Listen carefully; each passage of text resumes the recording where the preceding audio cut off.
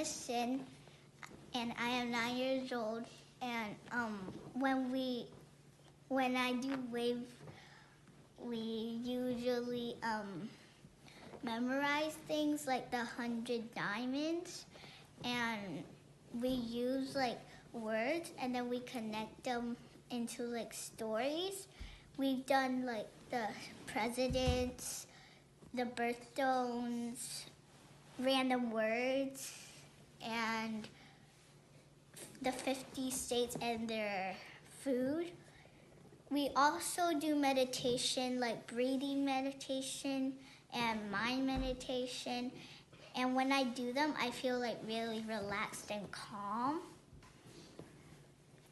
And when I'm memorizing the 100 diamonds, it helped me when I do homework sometimes, because we memorize some things, and I sometimes use the 100 diamonds method and connect the words.